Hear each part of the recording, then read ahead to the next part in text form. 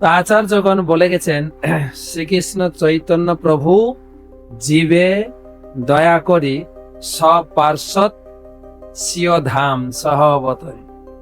ভগবান এই জগতে যখন আসেন, তার পরিপাটি ধাম সবাইকে নিয়ে আসেন। তো যারা ভগবানের সঙ্গে এই জগতে লীলা বিলাস করেন, তারা ভগবানের ধামেরই, ভগবানের নিত্য পার্শ্বদ। তো তাদের কথা চরিত্র আমরা শুনতে শুনতে আমাদের কুন্তী দেবী বলছেন যে তথা পরমহংসানাম মণিনাম অমল আত্মা। ভাগবতে বিভিন্ন পুরাণে সেই সমস্ত ভগবানের অপ্রাকৃত লীলাবিলাস বর্ণিত হয়েছে। কারা উপলব্ধি করতে পারবে? অমল ভক্তানাম আর পরমহংসানাম। তথা পরমহংসানাম মুনিনাম অমল আত্মানাম। তো ভগবানের এই কথা বুঝতে পারে তারা, আর ভগবান সেই জন্যই আসেন এই ভক্তিযোগ বিধানার্থ। ভক্তিযোগ আমার এই সমস্ত লীলা দর্শন করে, আমার তো দর্শন করিনি, লীলা হয়েছেন দাপর যোগে। আমাদের জন্য কি আছে? শ্রবণ করে, দর্শন করে, শ্রবণ করে মানুষ আকৃষ্ট হয়ে যাবে ভক্তিযোগের প্রতি। তাই তো ব্যাসদেব লিখেছেন না, ভাগবত লেখার পরে তিনি বললেন যস্যাং বই শ্রীয়মাণাম ভক্তি পরম পুরুষে। যা শ্রবণ করতে করতে কৃষ্ণ পরম পুরুষে ভক্তি উৎপদ্যত। কেবল ভাগবতের কথা শুনতে শুনতেই ভক্তি ভাবে বিভাবিত হও। সেই জন্য ভগবান এই সমস্ত লীলা করছেন। তাই বলছেন ভাগবতম শ্রবণ করো। কুন্তী দেবী বলছেন শৃণন্তি গায়ন্তি গৃহন্তি অভিক্ষস। নিয়মিত ভাগবত শুনুন, শৃণন্তি গায়ন্তি, শুনলে শুধু হবে না, যা যা শুনেছেন আবার কারোর কাছে গিয়ে বলতে হবে, আজকে এই কথা শুনলাম, তোমায় একটু শোনাই।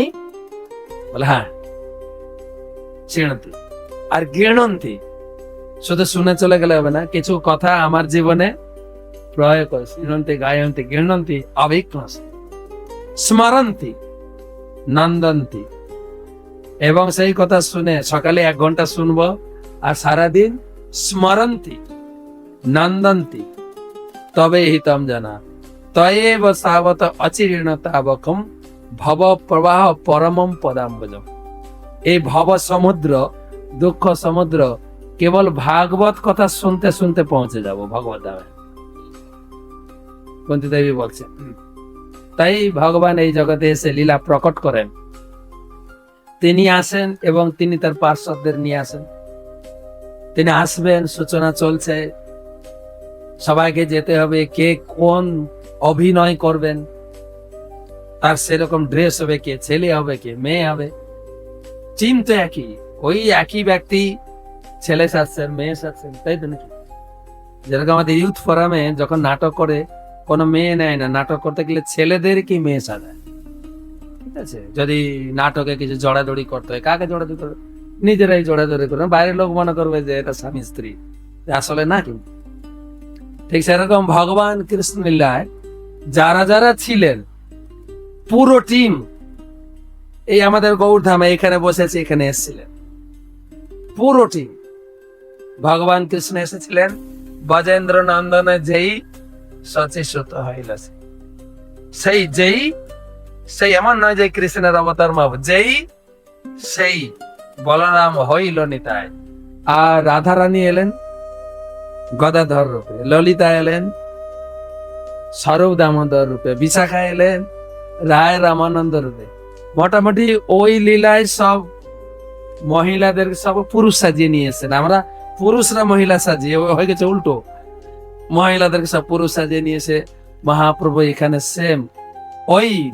তাই বৃন্দাবন দাস ঠাকুর বললেন সেই বৃন্দাবন এটাই বৃন্দাবন।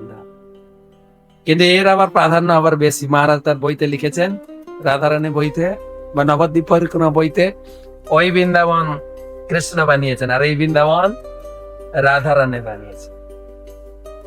তা আমাদের এখানেই থাকতে হবে, রাধিকা আশ্রয়। হ্যাঁ, ভগবান কৃষ্ণ নিজেই বলছে যে হে রাধিকে, তোমার ভজনা না করে যে আমার ভজনা করবে তার ভগবত প্রাপ্তি অনেক দেরি হয়ে যাবে। আচার্য ঠাকুর ভক্তি বিনোদ ঠাকুরও লিখেছেন না, রাধা ভজনে যদি মতি নাহি ভেলা, কৃষ্ণ ভজন তব অকারণে গেলা। কৃষ্ণ ভজন তব অকারণে গেলা, অকারণে গেলা, অকারণ। তাই কৃষ্ণ নিজে ওই কথা বর্ণনা করেছেন। এখন ভগবান সবাইকে নিয়ে আসবেন, পরিকল্পনা চলছে, এইদিকে নাটকও চালু হয়ে গেছে, নাটকও চালু। তারপর ওইদিকে আমি দেখি যেরকম আমাদের নাটক করতে গেলে অনেক অনেক অনেক কি রিহার্সেল, আগে প্রস্তুতি নিতে হয়। কৃষ্ণলীলার প্রত্যেকটি লীলার পিছনে পিছনে অনেক বড় রিহার্সেল। এই পুতনার রিহার্সেলটা কবে থেকে চালু হয়েছে? সত্যযুগ থেকে না? আমি যদি ওইরকম একটা ছেলে পেতাম, দুধ খাওয়াতাম, বুকে আদর করতাম, সেই রত্নাবলী, বলি মহারাজের কন্যা, সেখান থেকে রিহার্সেল চালু হয়েছে। কৃষ্ণ অর্জুনের রথে চড়াচড়ি চালু হয়েছে কি বলে নরনারায়ণ ঋষির পাঠ থেকে। তো অনেক বড় রিহার্সেল চলছে কিন্তু কৃষ্ণ লীলা। তো রাধারানীকে বলছেন তোমাকেও যেতে হবে। রাধারানী বলছেন না, আমি তো যাব না। কেন যাবে না? রাধারানী বলছেন যত্র বৃন্দাবনম নাস্তি ন যত্র যমুনা নদী। যেখানে বৃন্দাবন নাই, যেখানে যমুনা নাই, যত্র যত্র গোবর্ধন নাস্তি, যেখানে গিরি গোবর্ধন নাস্তি নাই, তত্র মে ন মন সুখম, সেখানে আমার মনটা সুখ লাগে না। তখন ভগবান বলেন হ্যাঁ, তোমার জন্য তো পুরো পুরো পরিপাটি নিয়ে তো যাবো, তাই না? যেরকম আমার মন্দিরে আসিনি, বাড়িতে ছিলাম, ওই সময় প্রচুর পরিমাণে বড় বড় কোম্পানি যাত্রাপালা করতে, যাত্রা নাট্য কোম্পানি, দিগ্বিজয়, অপেরা, সব বড় বড়। তখন আজ থেকে 35 বছর আগের কথা বলছি। তো তারা যখন যাত্রা করতে যেতেন, তাদের নিজস্ব স্টেজ, নিজস্ব লাইট আর নিজস্ব সাউন্ড, ওরা কারোর উপর নির্ভর করতে না, কেননা কারো মাইক কি আওয়াজ করবে, সব নিজস্ব।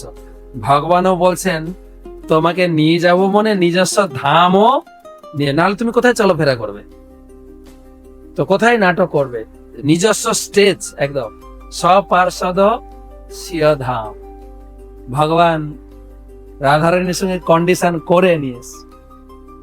তা আমার এই মায়াপুর ধামে আছে, এটাও ভগবানের স্বীয় ধাম, স্বীয় ধাম এখানে তিনি প্রকটিত করেছেন। কিন্তু ঠাকুর ভক্তি বিনোদ বলেছেন যে